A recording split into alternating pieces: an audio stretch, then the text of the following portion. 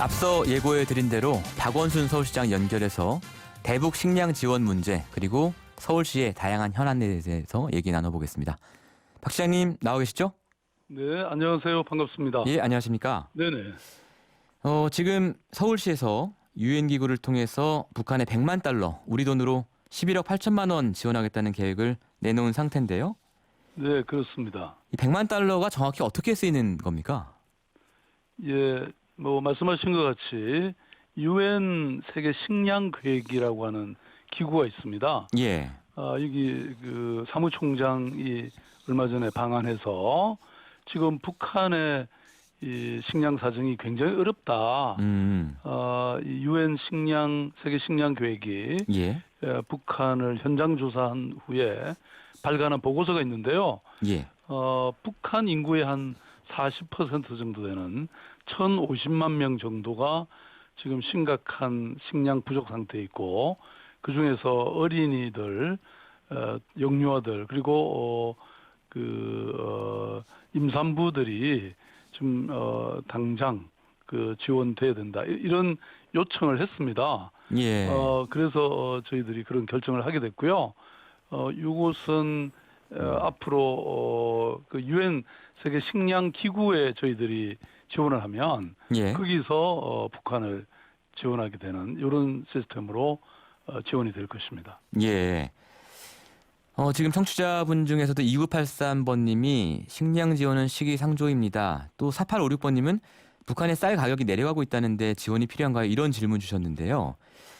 최근에 저희 국회 정보위원 맡고 계시는 이해운 의원께서도 바른미래당에 저희 프로에 나와서 최근에 북한 장마당 상황을 보면 쌀값이 내려갔다. 그렇기 때문에 북한의 식량 지원이 필요할 정도로 심각한 상황이 아니다. 이렇게 주장을 하더라고요. 제가 말씀드린 그 기관은 유엔 기구잖아요. 예. 또 유엔에서 세계 식량 기구라고 하는 그런 조직에서 그렇게 현지에, 그러니까 북한에 들어가서 예. 직접 현장 상황을 조사한 것이기 때문에 저는 그보다 더 정확한 것은 없다, 이렇게 생각이 되고요. 예. 그다음에 이 세계 식량 기구 데이빗 비슬리라고 하는 이 사무총장이, 예, 만나보셨죠, 직접? 예, 그럼요. 와서 예. 여러 가지 얘기를 나눈 적이 있고요. 예. 이분이 이런 얘기했습니다. 정치보다 어린이 생명이 먼저다. 예. 더군다나 어쨌든 북한이 우리로서는 참 여러 가지로 어려운 존재이긴 하지만 지금 이렇게 식량 지원이 급박하고 절박하다, 예. 이런 얘기를 하는데 우리가 그런 인도적 지원이라는 것은 예. 그런 정치적 상황보다도 더 우선해야 되는 게 아닌가, 저는 그렇게 판단하고 있습니다. 데이비 피슬리 유엔 세계 식량계획 사무총장도 만나 보셨는데 거기서 발간한 보고서도 보셨을 거 아니겠습니까? 그렇습니다. 예. 예. 그 조사 기간이나 조사 방법을 봤을 때 좀 신뢰할 만 하던가요? 이게 방금 좀 전에 말씀드린 것처럼 예. 유엔 기관입니다. 예. 그리고 세계 식량 사정에 관해서 늘 이 고민하고 조사하고 또 실제로 그런 지원하는 기관이거든요. 예. 그러니까 이 기관보다 더 정확한 데는 없죠. 지금 사실 이 남북 문제에 관해서 여러 가지 이렇게 가짜 뉴스도 돌고, 예. 그런데 저는 이 가장 공식적이고 가장 국제적이고 가장 객관적인 기관의 조사 보고서가, 저는 그걸 의지하고 믿지 않으면 예. 무엇을 믿겠습니까? 예. 가짜뉴스 말씀하셨는데 어떤 가짜뉴스를 염두에 두고 하신 말씀인가요? 아니, 굉장히 확인되지 않은, 예. 최근에 무슨 뭡니까, 북미 정상회담에 참여했던 간부들이 책임, 이러는데 최근에 어디 사진을 보면 멀쩡하게 그렇습니다. 예. 김정은 위원장 옆에 있는 걸 볼 수 그랬습니다. 있었지 않습니까?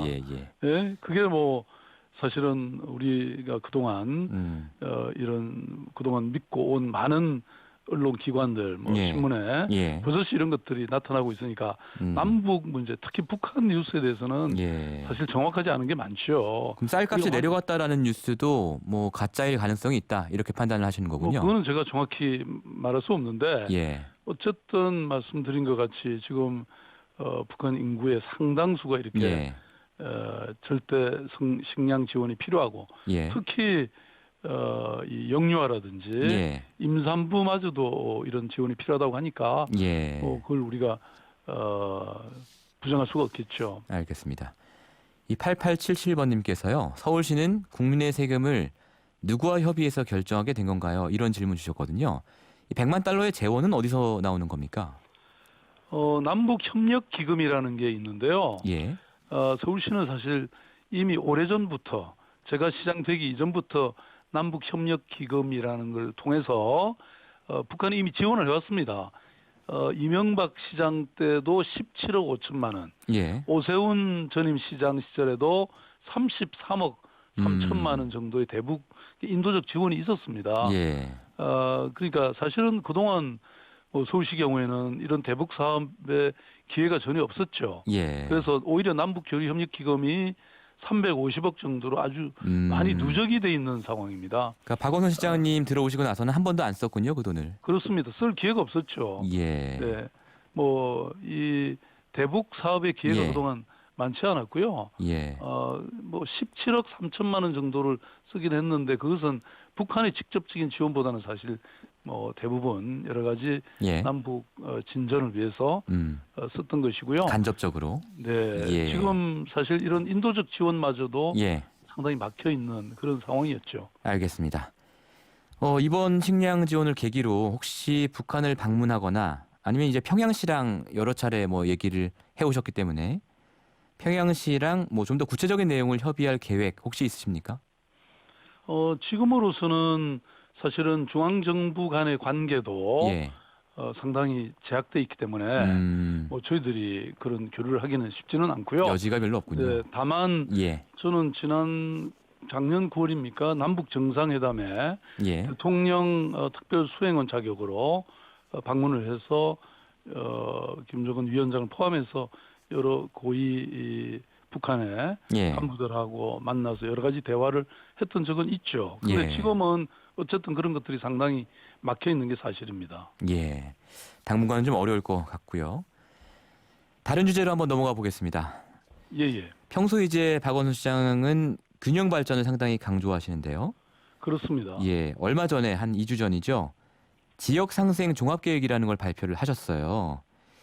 이게 상당히 뜻밖이었는데 저로서는 왜냐하면 이제 서울과 지역의 격차를 줄이기 위한 대책을 서울시가 내놓은 거지 않습니까? 그렇습니다. 이게 이제 상식적으로 생각하면 중앙 정부가 나설 일인 것 같고 서울시는 서울시 발전만 열심히 하면 될 것 같은데 서울시가 이런 계획을 내놓은 이유는 어디에 있습니까? 저는 옛날부터 농촌과 도시, 예. 그다음에 지방과 서울은 하나다 이런 얘기를 해왔습니다. 서울이라는 도시가 사실 서울 혼자만의 힘으로 이렇게 발전한 건 아니지 않습니까? 예. 그야말로 지방 도시들의 희생과 헌신으로 만들어진 도시죠. 예. 저도 사실 굉장히 가난한 시골에서 부모님들이 서울에 유학해서 유학을 시켜서 그동안 학비도 대주시고 예. 이렇게 해서 제가 서울에 정착하고 성공한 거 아니겠습니까? 예. 그래서 거기에 대해서 따로 있는 게 아니다. 그리고 지금 지방 소멸 이런 얘기도 있지 않습니까? 예. 인구가 계속 줄고 있고 그다음에 청년들은 대부분 다 서울로 오게 되고 예. 이렇게 되니까 지방은 정말로 힘든 거죠. 그리고 더군다나 서울은 이런 지방 도시들과의 경쟁이 아닙니다.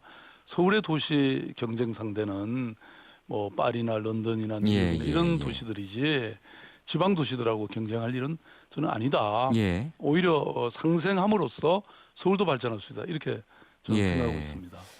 그런데 이런 이제 사업에 서울시가 2022년까지 2,400억을 넘게 투자한다는 계획을 발표하셨는데 제가 이제 인터넷 기사의 댓글을 좀 보니까 아니 왜 서울 시민이 낸 세금으로 다른 지역을 지원하냐 이런 불만 섞인 댓글도 상당히 많더라고요. 보셨는지 모르겠지만요.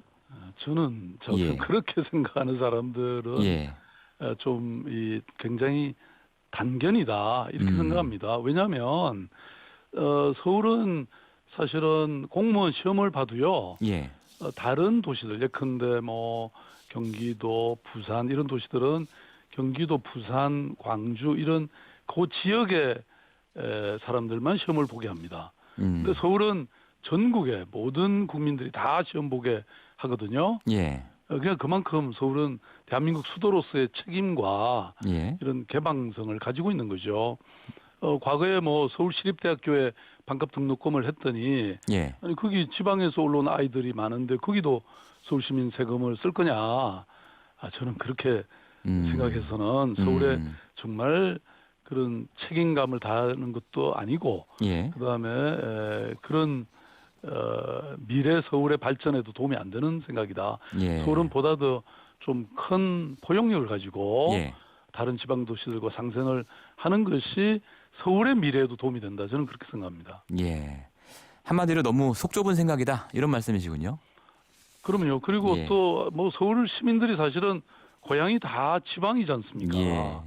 다들 여기 와서 이렇게 잘 살고 이렇게 됐으면 고향을 돕고 함께 상생해서 예. 이 균형 발전을 해나가는 것이 예. 국가 전체도 도움이 되고 서울시 자체도 도움이 되는 거죠. 알겠습니다. 지역 균형 발전 얘기를 하다 보니까 갑자기 하나 생각난 게 있는데 얼마 전에 이제 성남공항에 대한 말씀을 하셨어요. 이걸 민간공항으로 개방하자 이런 아이디어를 내셨거든요. 그런데 이제 성남 주민들이 뭐 소음이라든지 여러 위험이 있다는 이유로 뭐 결사 반대 입장을 비쳤습니다. 그러면서 이제 서울 중심적 구상이다 이렇게 비판을 했지 않습니까? 네. 어떻게 보십니까? 아니 그거는 뭐 전혀 무슨 이 정확히 무슨 상황에 대해서 제가 파악하고 예. 그걸 공개적으로 이렇게 말씀드린 건 아니고요. 지난번 저희들이 런던을 방문했는데 예. 런던은 공항이 사실 4가지인가 됐고 예. 그게 뭐 이렇게 이 공항의 역할들이 예. 굉장히 다르더라고요. 일부에는 그 저가항공 전용 이 공항도 있고 예. 그렇습니다. 그런 뭐 그래서 이 우리도 이런 아이디어 차원에서는 이런 게 필요하지 않냐? 아이디어 차원으로 하신 말씀이다. 완전히 된 것이고요. 예. 근데 어쨌든 서울도 예를 들어서 지금 인천공항 말고 예. 김포공항도 있는데 뭐 여러 도시들의 것을 한번 우리가 참고해서 연구할 필요는 있겠죠. 예, 알겠습니다. 그저께 양정철 민주연구원장하고 만나셨어요. 이 자리에서 이제 서울연구원하고 민주연구원이 공동으로 정책 연구한다 협약을 맺었는데 이게 뭐 총선을 앞두고 적절한가 이런 비판이 나왔습니다. 이런 비판에 대해서는 어떻게 생각하십니까? 글쎄요, 뭐 총선이 거의 아직 1년이나 남았는데 예. 저는 모든 게 그렇게 해석되는 것은 맞지 않다고 생각하고요. 예.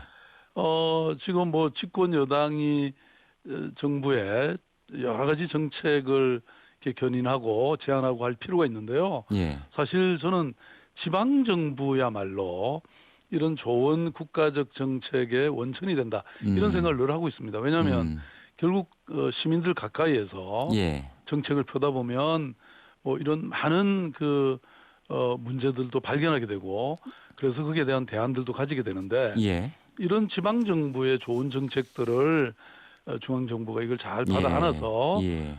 이걸 정책으로 펴야 되는데 예. 특히 뭐 중앙 정부의 이러한 것을 제안할 수 있는 예. 그런 민주당 입장에서는 예.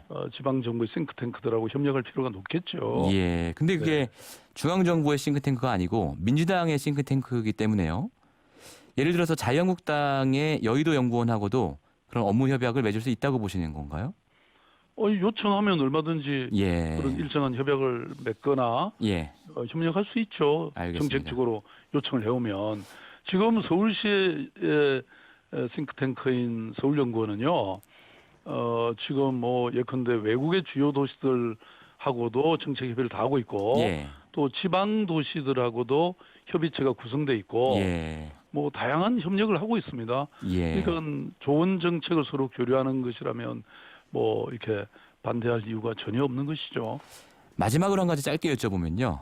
예, 최근 이제 서울 강남 4구의 아파트 값이 뭐 7개월 만에 오르고 있다 이런 보도가 나오고 있고요. 뭐 다른 지역도 꿈틀거리고 있다는 얘기가 나옵니다. 뭐 서울시장으로서는 신경이 안 쓸 수가 없으실 텐데요. 서울시가 추진하고 있는 여러 개발 계획들이 있지 않습니까? 이런 기류 변화에도 불구하고 그대로 진행이 되는 겁니까?